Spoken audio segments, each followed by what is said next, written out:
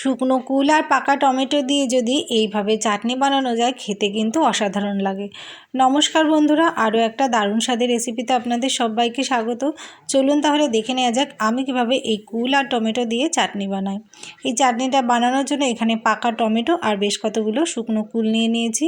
আর আমি টমেটোগুলো ভালো করে ধুয়ে নিয়েছি আর ছোট ছোট টুকরো করে দেখুন কেটে নিয়েছি। আর শুকনো কুলগুলো খুব ভালো করে ধুয়ে আমি কুলের বোটাগুলো ছাড়িয়ে নিয়েছি। এবার গ্যাসে একটা কড়াই বসিয়ে দিয়েছি আর কড়াইয়ের মধ্যে দিয়ে দিলাম হাফ চামচ মতো সর্ষের তেল।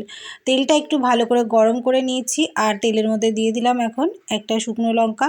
লঙ্কাটা আমি একটু ফাটিয়ে দিয়েছি আর দিয়ে দিলাম হাফ চামচ মতো সর্ষে আর দিয়ে দিচ্ছি হাফ চামচ মতো মৌরি।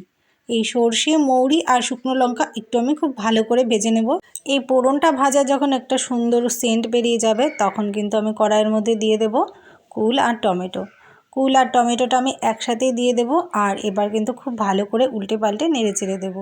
এইভাবে যদি পাকা টমেটো আর শুকনো কুল দিয়ে চাটনি বানানো যায় খেতে কিন্তু দারুণ লাগে। এবার আমি এই কড়াইয়ের মধ্যে দিয়ে দিচ্ছি হাফ চামচ মতো লবণ আর দিয়ে দিচ্ছি হাফ চামচ মতো হলুদ গুঁড়ো।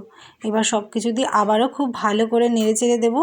আর এখানে কিন্তু আমি কোনো রকম জল ইউজ করব না, জল ছাড়াই কিন্তু এই চাটনিটা বানিয়ে নেব।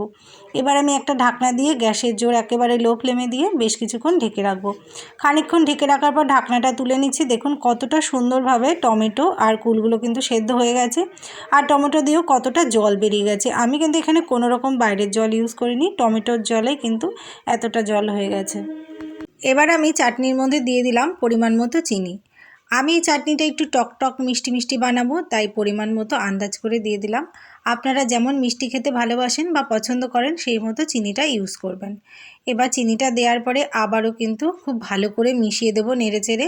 আর গ্যাসের জোর একটু হাই ফ্লেমে দিয়ে ফুটিয়ে নেব, তারপরে খানিকক্ষণ লো ফ্লেমে দিয়ে ফুটিয়ে নিলেই রেডি হয়ে যাবে টেস্টি টেস্টি চাটনি।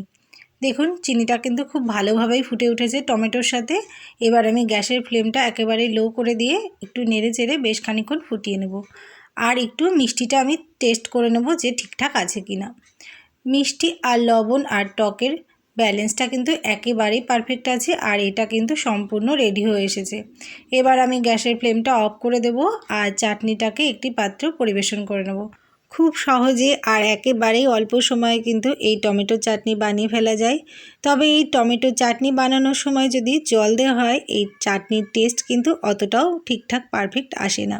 কোনো রকম জল ছাড়াই যদি এইভাবে শুধুমাত্র চিনি দিয়ে ঢেকে ঢেকে এইভাবে চাটনিটা বানানো যায় খেতে কিন্তু অসাধারণ লাগে। শুকনো কুল আর পাকা টমেটোর এই চাটনির টেস্ট কিন্তু একেবারেই আলাদা। আপনারা যদি কেউ না খেয়ে থাকেন তবে অবশ্যই একবার এইভাবে বানিয়ে দেখবেন, সত্যিই কিন্তু ভীষণই সুস্বাদু। আর কেউ যদি এইভাবে বানিয়ে থাকেন কমেন্ট বক্সে জানাতে একেবারেই ভুলবেন না।